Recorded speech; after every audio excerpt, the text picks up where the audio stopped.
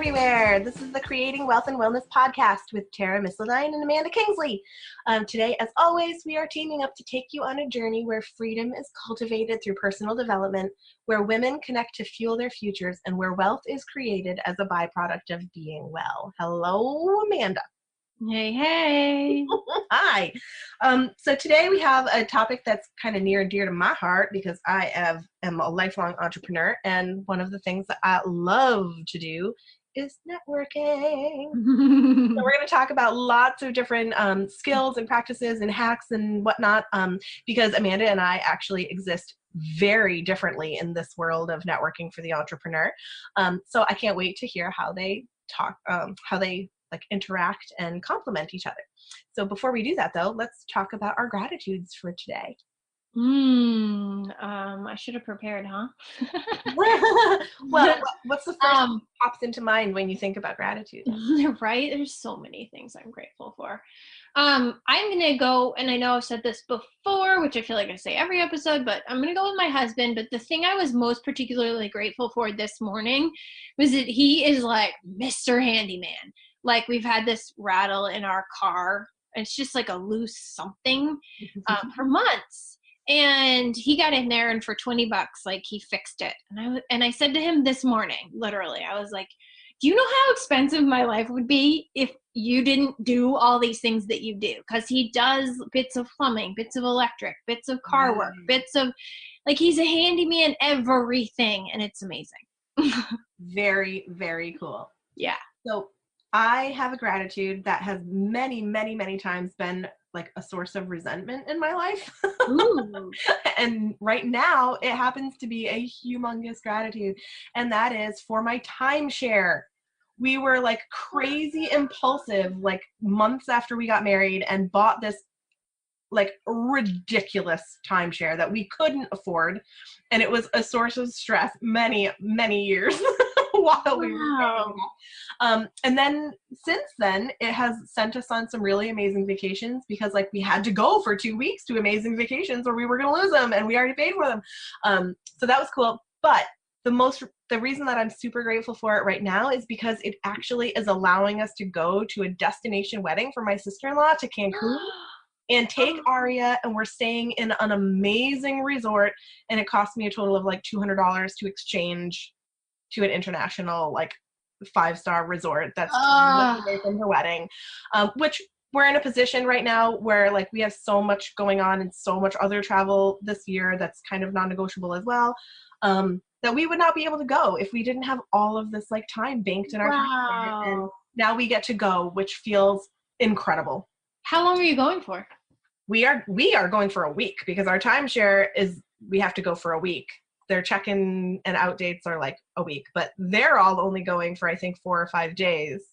And our resort, I'm not going to lie, is nicer than the one that their wedding is at. So we're going to be a 10-minute cab ride away, and we're going to be able to go spend the day with them at the wedding, but we're going to stay at our like family-friendly, like mega, like it's absolutely spectacular. They have like 7 acres of pool.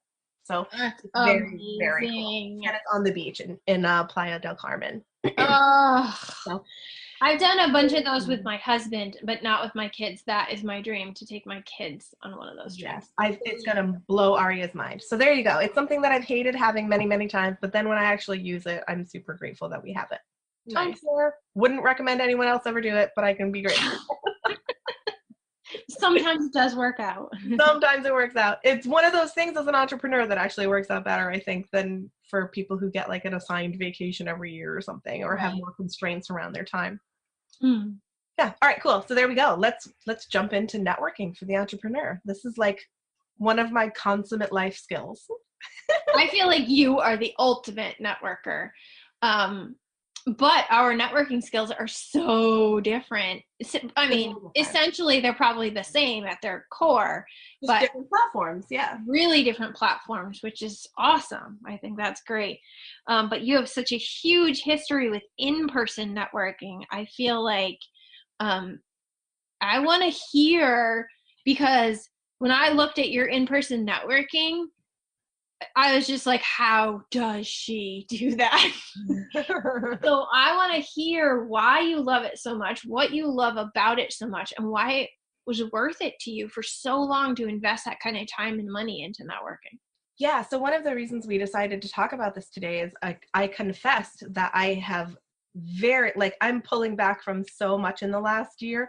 And I really never thought that I would pull back from my business networking group. I've been part of BNI, which is Business Networking International. It's like a chamber of commerce, but on steroids, because there's very high expectations, but also very high results. So I've been a member of this organization for 12 years and change. Which is why I almost fell off my chair when you said it. Because it's an enormous investment, not only of money, it costs, over $1,000 to be an active member a year in BNI, but more so of time and energy, because you have to show up once a week to a 1.5 hour meeting. So if you add travel and all of that, and then there's additional work that you need to do, as one-to-one work with other members. Okay, and I'm back. For anybody who didn't notice, I paused the recording because my preschooler popped in and needed some time. So I was talking about my experience in BNI and how it's such a huge investment of time and energy. So it's the weekly meetings, but then you're also encouraged to do work together outside of the meeting, because the entire premise of that organization is building business by referral. And to do that, you need to have active and engaging relationships with the people that are expected to refer to you, and vice versa. I don't know what to do, though. I don't know what to do. Okay, you need to ask Daddy for help, okay? I'm not going to do something. And we're back again. Oh, the joy. The first time we've done this. I love this. Okay, the thing that I just wrote down from what you said was it's based on active and engaging relationships. I loved that. Yes. And so that is the answer to the question that you asked me: why did I choose this, and why do I love it, and why does it work so well for my personality? Yeah. Because that is how I like to do everything, is through engaged relationships. So, and that's what BNI gives me when I see these people for hours every single week, and I feel very committed, and there's a very familial sort of team atmosphere. It keeps me really engaged. Yeah.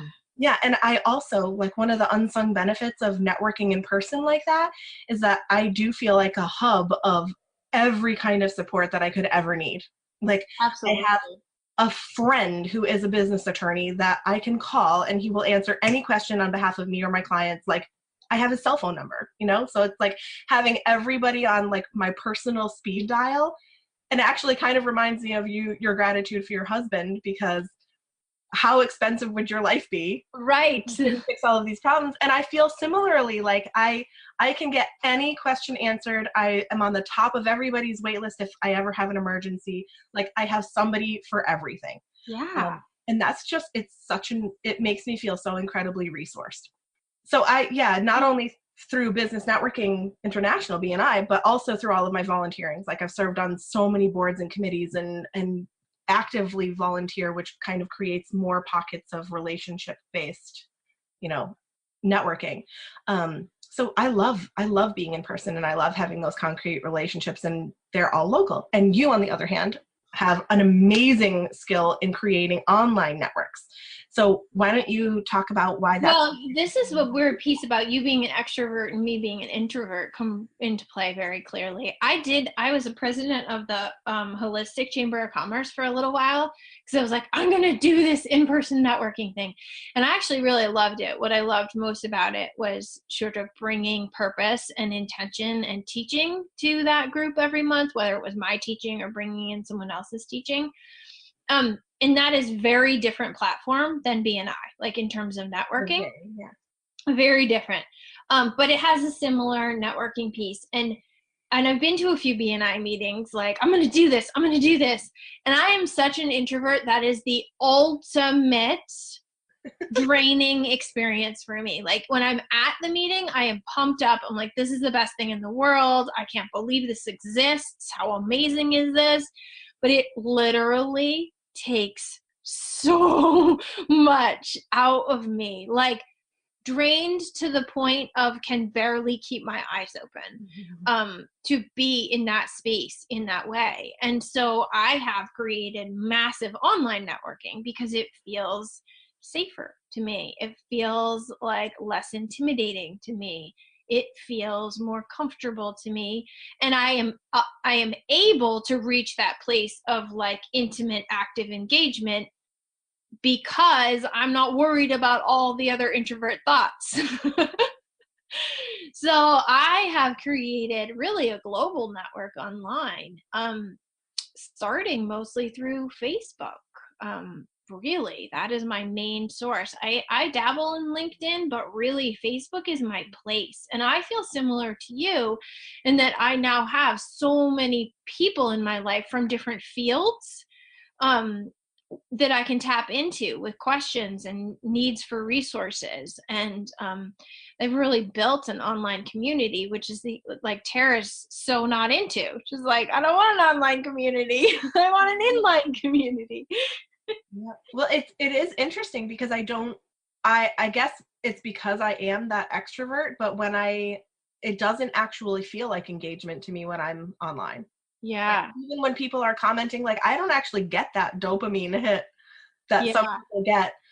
It's sort of like surreal, and it doesn't feel concrete or supportive to me online like it does in person, you know? Well, even since I was a kid, I remember being able to write letters to people or birthday cards or anything, like create Christmas gifts, but writing was always the way that I was able to speak my truth.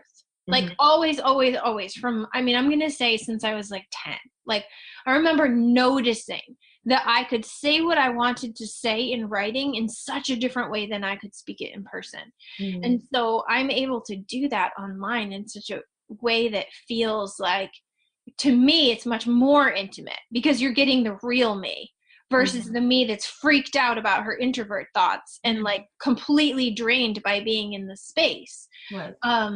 So yeah, it's a great example of how we really have to network based on our personality. We have to network based on our skills, network based on what feels good to us. Right, absolutely.